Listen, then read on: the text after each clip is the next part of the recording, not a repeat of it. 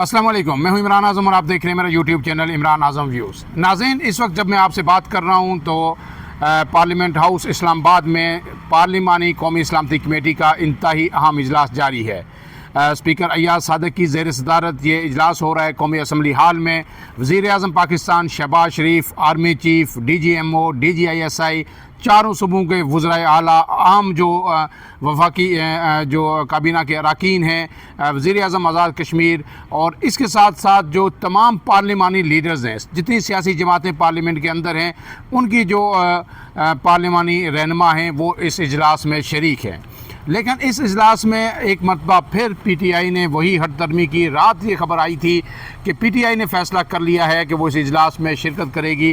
اس فیصلے کو بڑا ہی خوش آئند قرار دیا جا رہا تھا، لیکن صبح پھر اچانک یو ٹرن لیا پی ٹی آئی نے، اور پی ٹی آئی نے یہ فیصلہ کیا کہ وہ اس اجلاس میں شرکت نہیں کرے گی۔ ان کے پارلیمانی رہنما یا اپوزیشن لیڈر کوئی بھی اس اجلاس میں شریک نہیں ہوگا، لیکن صرف جو وزیر اعلیٰ خیبر پختونخوا ہیں، علی امین گنڈاپور، کیونکہ وہ وزیر اعلیٰ ہیں اس لیے وہ اس میں شرکت کریں گے۔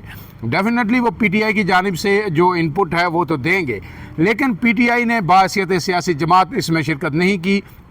رات 14 نام بھی دے دیے گئے تھے، لیکن صبح جب سیاسی کمیٹی کا پھر رات کا اجلاس ہوا، پھر اس کے بعد پی ٹی آئی نے یہ اناؤنس کیا کہ ہم اس وقت تک کسی بھی ایسے اجلاس میں شرکت نہیں کریں گے جب تک ان کی بانی chairman P T I Imran Khan سے سیاسی کمیٹی کی اڈیالہ جیل میں ملاقات نہیں کروائی جاتی۔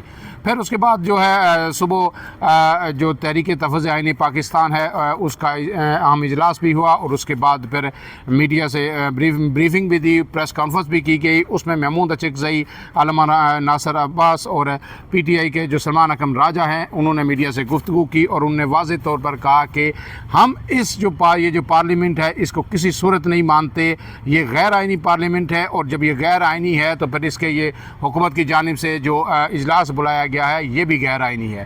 انہوں نے یہ واضح طور پر تینوں کی جو مشترک آواز تھی وہ ایک ہی بات کہہ رہے تھے کہ عمران خان کو پیرول پہ رہا کیا جائے، اور جب تک عمران خان کو ایسی جو اعلیٰ سطح میٹنگز ہیں یا ایسے مذاکرات ہیں یا ایسے جیسے فیصلہ سازی کے فورمز ہیں، ان پر جب تک عمران خان موجود نہیں ہوں گے تو یہ بے سود ہے ساری جتنی بھی ایکسرسائز ہے۔ عمران خان اگر ہوں گے تو پھر پوری قوم کا جو کنسنسس اس پہ ڈیولپ ہوگا کہ دہشت گردی کے خلاف آپ نے مزید اس جنگ کو کس طرح آگے لے کر چلنا ہے۔ اس پر جو انہوں نے کہا اپوزیشن رہنماؤں نے وہ آپ کے سامنے میں رکھ دیتا ہوں۔ سلمان اکرم راجہ نے کہا کہ تحریک انصاف کا کوئی نمائندہ آج کے اجلاس میں شرکت نہیں کرے گا۔ علی امین گنڈاپور اگر شرکت کر بھی رہے ہیں تو وہ بات اور وزیر اعلیٰ کر رہے ہیں۔ انہوں نے کہا کہ ہم کسی آپریشن کے حق میں نہیں ہیں، 77 سالوں سے ان حالات کا شکار ہیں، اور ان حالات میں اب بہتری آنی چاہیے۔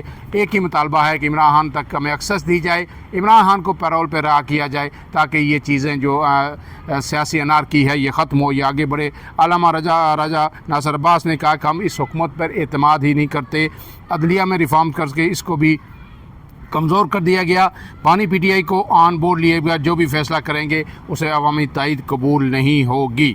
تو اسی طرح تمام باقی رہنماؤں کے بھی اسی طرح کے کنسرن تھے، لیکن آج جو حکومتی نمائندے ہیں انہوں نے اور پیپلز پارٹی نے انہوں نے انتہائی مایوسی کا اظہار کیا پی ٹی آئی کی عدم شرکت پر، اور یہ کہا گیا کہ پی ٹی آئی نے ایک موقع گنوا دیا۔ یہ وقت تھا کہ جب تمام قوم اور سیاسی جماعتیں ایک پیج پہ تھیں اور دہشت گردی کے خلاف قومی سلامتی کے خلاف یہ جو ہے جو اقدامات ہو رہے تھے دہشت گردوں کی جانب سے ان کے خلاف یک آواز ہو کر ایک ہم نے میسیج دینا تھا۔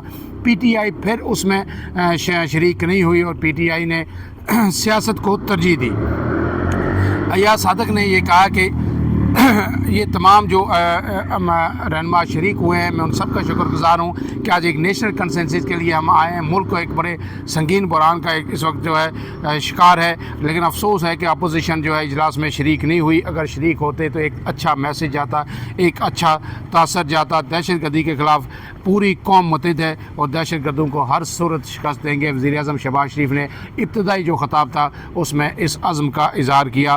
اب جو ہے اس کے بعد جو ہے بریفنگز کا سلسلہ اس وقت جاری ہے۔ جو D G M O military operation ظاہر ہے وہ بریفنگ دیں گے کہ کس طرح کے آپریشن اب تک لانچ کیے گئے ہیں، اور جو کے پی کے میں جو صورتحال ہے دہشت گردی کی وہ کیا ہے، بلوچستان کے اندر جو بی ایل اے ہے وہ کس قدر طاقتور ہوئی ہے، اسے کہاں سے جو سپورٹ حاصل ہے، کس طرح کے آپریشن کر رہے ہیں، اور اس کا اگر کاؤنٹر پاک فوج کوئی لارج اسکیل آپریشن اگر لانچ کرتی ہے تو پھر اس کا کس طرح کا جو رد عمل آ سکتا ہے یا ہماری تیاری کیا ہے. بلوچستان کے پہاڑوں میں آپ کو پتہ ہے کہ بڑا ہی دشوار قسم کی ایک ٹرین ہے. اگر وہ آپ پہاڑوں پہ بمباری شروع کر دیتے ہیں اور وہ لوگ پہاڑوں کے اندر چلے جاتے ہیں تو آپ کتنے نقصان ان کو بچا سکتے ہیں, لیکن اس کے بعد وہ وقفے سے نکل کے کارروائیاں کرتے رہیں گے, کیونکہ کوئٹہ کے بعد جو پاک فوج کی یا سیکورٹی اداروں کی جو موومنٹ ہے وہ انتہائی ریسٹرکٹیڈ ہے. وہ کوئی ضروری نوعیت کا آپریشن ہو یا کوئی ضروری ایمرجنسی ہو تو اسی میں وہ زیادہ فریلی موو کرتے ہیں. اس سے زیادہ جو ہے ان کی تمام جو موومنٹ ہے وہ کوئٹہ کے ارد گرد رہتی ہے یا پھر گوادر کے علاقے میں ہے. اب بلوچستان ایک وسیع ایریا ہے. آپ کو پتہ ہے کہ جو حملہ ہوا تھا جعفر ایکسپریس پر بھی وہ کس ایریے میں ہوا. اس ایریے میں جو درائے بولان میں جہاں پہ جو ہے نا تقریباً 100 کلومیٹر سے زیادہ ایریا ہے جہاں پہ صرف سرنگوں کے ذریعے جو ہے ایک راستہ بنایا گیا ہے. جہاں پہ یہ حملہ ہوا تھا وہاں سے بھی تقریباً 18 کلومیٹر کا سفر تھا مین سڑک تک. تو پھر جو ذرائع جو ہیں ٹریولنگ کے وہ انتہائی کم ہیں. تو ان ساری چیزوں کو دیکھنا ہے. بلوچستان میں کوئی بھی بڑا آپریشن لانچ کرنے سے پہلے صرف بمباری کرنے سے ایریل اسٹرائک سے شاید نتائج حاصل نہ ہوں. دوسری طرف جو کے پی کے کی سچویشن ہے وہاں پہ ظاہر افغانستان کی طرف سے مسلسل دراندازی ہے. بے شمار لوگ جو افغان ٹیررسٹ شہید بھی ہوئے ہیں, اب ان کو بھی کاؤنٹر کرنا ہے. وزیر اعلیٰ خیبر پختونخوا کا کل ایک بیان آیا تھا اور انہوں نے کہا تھا کہ افغانستان سے جس طرح لوگوں کو بھیجا جا رہا ہے یہاں سے واپس ریفیوجیز کو, وہ اس کے حق میں نہیں ہے. یہ بیک لیش آئے گا, مزید حالات خراب ہوں گے اور دہشت گردی میں ریئیکشن کے طور پر مزید اضافہ ہو سکتا ہے. یہ ساری صورتحال آج وہاں پہ ڈسکس ہوگی. ظاہر DGISI بھی بریفنگ دیں گے اور پھر اس کے بعد جو پارلیمانی رہنما ہیں وہ سوال جواب کریں گے. آرمی چیف اس کا جواب دیں گے اور ایک نیشنل کنسنسس بنانے کی کوشش کی جائے گی. ہوگا یہی کہ جو نیشنل ایکشن پلان ہے اس پہ عمل درآمد نہیں ہوا. ایک طرح سے جو آرمی کی طرف سے یا عسکری اداروں کی طرف سے گول مول کر کے جو چارج شیٹ جو ہے وہ صوبائی حکومتوں کو, وفاقی حکومت کو, سیاست دانوں کو ہی کیے جائے گا.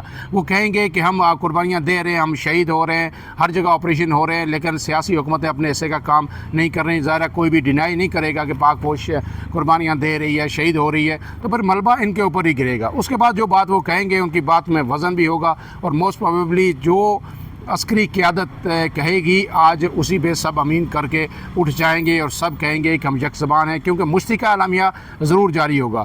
PTI اس میں موجود نہیں ہے, لیکن اہم بات یہ ہے کہ مولانا فضل الرحمان موجود ہیں. ظاہر ہے مولانا فضل الرحمان اس وقت تک حکومت کی جتنی پالیسیاں ہیں, اسٹیبلشمنٹ کی جتنی پالیسیاں ہیں, ان کے بڑے ناقد رہے ہیں اور وہ اپنا انپٹ بھرپور طریقے سے دیں گے.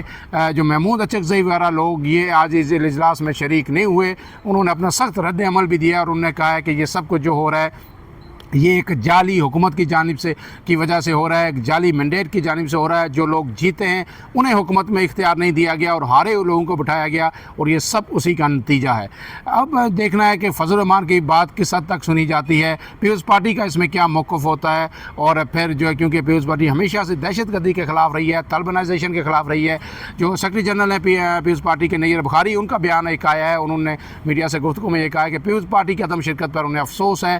پیپلز پارٹی نے جو PTI کی عدم شرکت پر افسوس ہے. PTI نے شرکت نہ کر کے ایک مرتبہ پھر جو ہے جو ان کا ایجنڈا ہے کہ وہ طالبان کے خلاف آپریشن نہیں چاہتے, ہمیشہ سافٹ کارنر ان کا رہا طالبانائزیشن کے خلاف, اب وہ اسی کو ایک مرتبہ پھر پروموٹ کر رہے ہیں. ہونا چاہیے تھا کہ PTI یہاں پہ آتی اور اپنا ٹھوس موقف جو ہے اس آپریشن کے حوالے سے یا ملک میں جو سیکورٹی خدشات ہے اس کے حوالے سے رکھتی, لیکن ایسا نہیں ہو سکا. فی الحال کے لیے اتنا ہی. جو ہی اس کا اعلامیہ آئے گا, اپڈیٹس آئیں گی, آپ کو ایک مرتبہ پھر جو ہے اپڈیٹ کروں گا. اجازت دیجیے, اللہ حافظ.